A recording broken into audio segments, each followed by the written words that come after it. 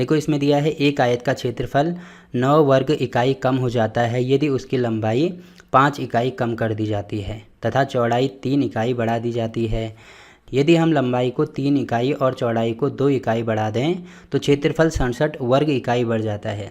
तो आयत की बीमाई ज्ञात कीजिए। बीमाई का मतलब मुझे भुजाएं निकालना होगा। तो देखो इसमें मुझे भुजाएं निकालना है तो इसी को हम अपनी तरफ से कुछ मानेंगे। यहाँ पर लिख देंगे हल।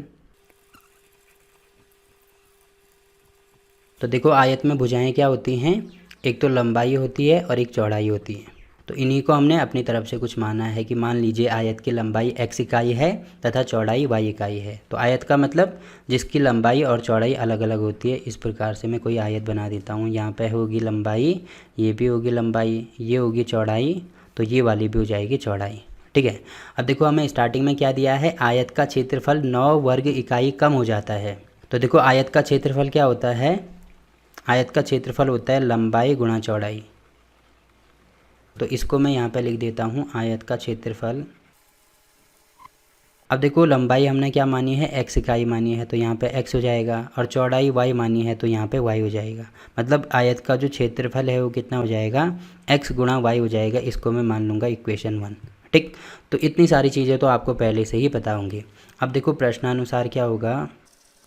देखो पहली चीज़ हमें क्या दी है, आयत का क्षेत्रफल 9 वर्ग इकाई कम हो जाता है यदि उसकी लंबाई 5 इकाई कम हो जाती है तथा चौड़ाई 3 इकाई बढ़ जाती है। तो यही चीज़ हम यहाँ पे लिखेंगे।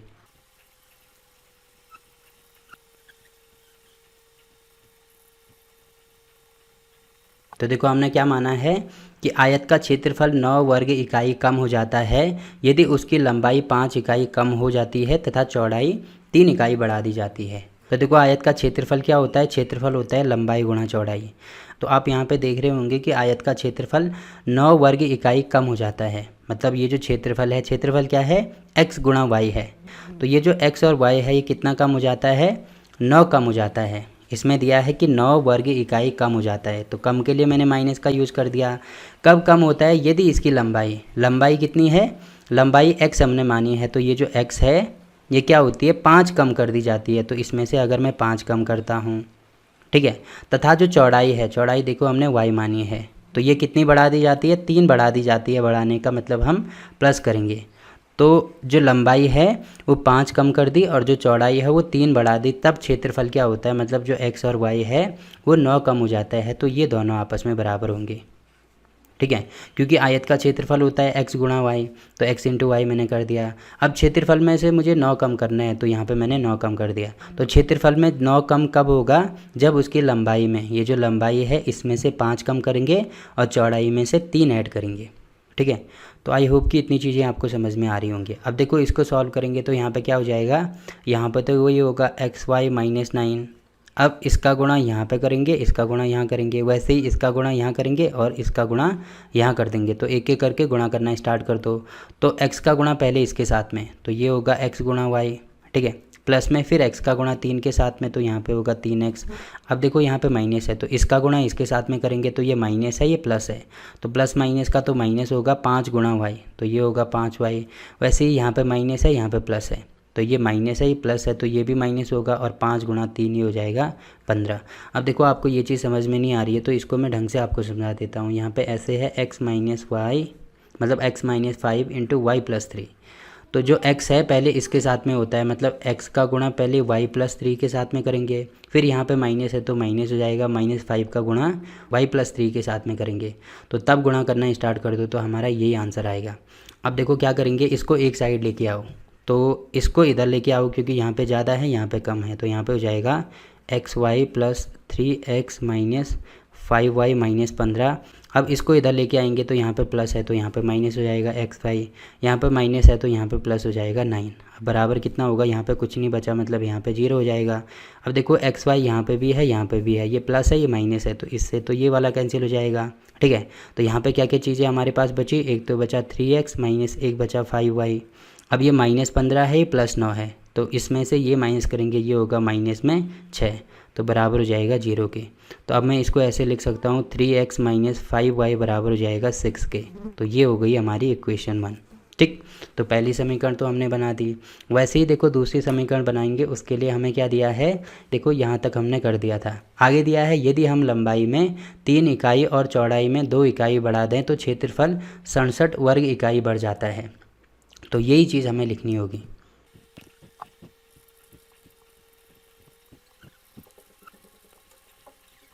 देखो हमने क्या माना है, तथा यदि लंबाई में 3 इकाई तथा चौड़ाई में 2 इकाई बढ़ा दें तो क्षेत्रफल 67 वर्ग इकाई बढ़ जाता है। तो उस कंडीशन में क्या हो जाएगा, जैसे हमने यहाँ पे किया था वैसे ही सेम टू सेम करेंगे। देखो क्या क्या चीज़ें हम करेंगे। सबसे पहले तो इसमें दिया है लंबाई में 3 इकाई बढ़ानी है, तो लंबाई तो हमने x मानी है, तो इसमें से 3 बढ़ा दो तो ये हो जाएगा 3, ठीक है। और जो चौड़ाई है उसमें 2 बढ़ानी है, तो चौड़ाई हमने y मानी है, तो इसमें 2 बढ़ा दो तो ये हो जाएगा y + 2। अब जो क्षेत्रफल है, क्षेत्रफल हमने माना था x × y। इसमें कितने की वृद्धि होती है, 67 की वृद्धि होती है, मतलब यहाँ पे प्लस में 67 कर देंगे। तो अगर मैं लंबाई में 3 बढ़ाता हूँ तथा चौड़ाई में 2 बढ़ाता हूँ तो ये किसके बराबर होता है, क्षेत्रफल में 67 में वृद्धि के बराबर हो जाता है। तो ये हो जाएगी हमारी इक्वेशन 2। या इसको थोड़ा और सॉल्व करो। देखो यहाँ पे क्या हो जाएगा, इसका गुणा पहले इसके साथ में, फिर इसके साथ में, फिर इसका गुणा इसके साथ में, फिर इसके साथ में, तो गुणा कर दो। यहाँ पे हो जाएगा xy, फिर x का गुणा 2 के साथ में तो +2x, फिर 3 का गुणा y के साथ में तो 3y, फिर 3 का गुणा 2 के साथ में तो +3 दूनी 6 बराबर होगा xy + 67। अब इस पूरे को फिलहाल इधर लेके आओ, तो ये होगा xy + 2x + 3y + 6 माइनस में xy - 67। तो बराबर में क्या हो जाएगा, यहाँ पे कुछ नहीं है तो 0 हो जाएगा।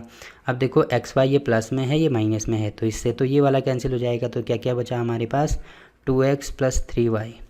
अब ये प्लस में 6 है, ये माइनस में 67 है, तो इसमें से ये माइनस कर दो, ये हो जाएगा माइनस में 61। अब बराबर हो जाएगा 0 के, तो इसको पूरा सॉल्व करो तो ये कितना हो जाएगा, 2x + 3y। इसको इधर लेके आओ तो बराबर हो जाएगा 61 के। तो ये हो गई हमारी इक्वेशन 2। अब देखो इक्वेशन 1 क्या थी, 3x - 5y, 3x - 5y बराबर था 6, और इक्वेशन 2 ये हमने निकाल दी।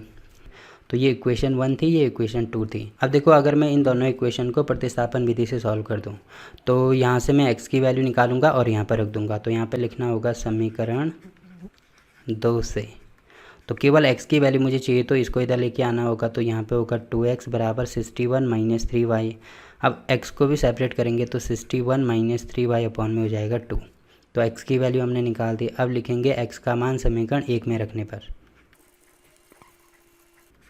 पर तो यहाँ पे क्या हो जाएगा, 3 × x है हमारे पास 61 - 3y अपॉन में 2, और माइनस में 5y बराबर हो जाएगा 6 के।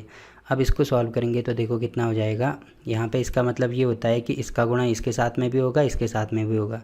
तो यहाँ पे मैं पहले इसको ढंग से लिख देता हूँ, 61 - 3y और अपॉन में हो जाएगा 2 माइनस यहाँ पे होगा 5y। अब देखो यहाँ पे एलसीएम लेंगे तो बटे में कुछ नहीं है तो 1 मानेंगे, तो 2 एलसीएम आएगा तो 2 का गुणा यहाँ भी होगा, यहाँ भी होगा, बराबर होगा 6 के। अब इसको सॉल्व करेंगे तो देखो यहाँ पे पहले इसका गुणा इसके साथ में, फिर इसके साथ में, तो 3 × 3 और 6 × 18, तो ये होगा 183 माइनस 3 × 9, 9y माइनस 5 दूनी 10y बटे में क्या हो जाएगा, बटे में हो जाएगा 2 बराबर में होगा 6, ठीक है। अब देखो इन दोनों को सॉल्व करो तो ये माइनस माइनस का तो जुड़ जाएंगे पर साइन माइनस का आएगा, माइनस होगा 10 और 9 19y, और यहाँ पे है 183 तो 183 हो जाएगा बराबर, इसका क्रॉस मल्टीप्लाई करो तो 6 दूनी ये हो जाएगा 12। अब इसको इधर लेके आओ तो -19y बराबर होगा 12 माइनस 183, तो इसमें से ये माइनस कर दो तो यहाँ पे होगा माइनस का 3 में से 2 गया, यहाँ पे होगा 1, 8 में से 1 गया, यहाँ पे होगा 7 और यहाँ पे होगा 1, तो -19y इसके बराबर होगा। तो y बराबर होगा माइनस में 171 बटे -19, इससे ये कैंसिल, इससे ये वाला कैंसिल, तो ये होगा 9। तो y की वैल्यू हमने यहाँ से निकाल दी, कितना होगा, y बराबर होगा 9। अब y का मान किसी भी समीकरण में रख दो, मान लीजिए मैं समीकरण 1 में रखता हूँ तो यहाँ पे लिखना होगा y का मान समीकरण 1 में रखने पर, देखो समीकरण 1 क्या है हमारे पास, 3x - 5y बराबर 6, ठीक है। क्या है, 3x - 5y बराबर 6, तो यहाँ पर रख दो तो 3x - 5 × y है 9 बराबर हो जाएगा 6 के, तो 3x बराबर होगा 6 प्लस में 9 × 5 = 45। अब इनको जोड़ेंगे तो 45 और 6 होगा 51, तो x बराबर होगा 51 बटे 3, तो काटेंगे तो यहाँ पे होगा 3 × 3 और 3 सतह 21, तो x की वैल्यू आ रही है 17 के बराबर। अब देखो x आ रहा है 17, y आ रहा है 9, तो देखो क्या क्या चीज़ें हमने मानी थी। यहाँ पे माना था हमने कि माना आयत की लंबाई है x, तो ये हो जाएगा 17 और ये हो जाएगा 9, ठीक है। चौड़ाई y मानी थी, एक बार मैं चेक कर लेता हूँ दोबारा, 17 और 9, ठीक है, हाँ ठीक है। तो आयत की जो लंबाई है वो हो जाएगी 17 इकाई और जो चौड़ाई है वो हो जाएगी 9 इकाई। तो ये चीज़ लास्ट में लिखनी भी होगी। अतः आयत की लंबाई 17 इकाई है तथा चौड़ाई 9 इकाई है। देखो इकाई लिखना ज़रूरी है क्योंकि ये इसका मात्रक है। अब इकाई का मतलब ये होता है कि ये किलोमीटर में भी हो सकता है, मीटर में भी हो सकता है, या सेंटीमीटर में भी हो सकता है, मिलीमीटर में भी हो सकता है, कुछ भी हो सकता है। इकाई का मतलब ये है, ठीक है। तो यहाँ पे इकाई लिखना ज़रूरी है। तो ये सारी चीज़ें होगी। अब देखो प्रश्नावली 3.5 के सारे क्वेश्चन हमने कंप्लीट कर लिए हैं। तो कल से हम इसकी अगली प्रश्नावली शुरू करेंगे। तो वीडियो अच्छा लगा तो वीडियो को लाइक कीजिए, शेयर कीजिए अपने दोस्तों के साथ और चैनल को सब्सक्राइब करना ना भूलें। तो मिलते हैं आपसे एक नई प्रश्नावली में, तब तक के लिए बाय बाय।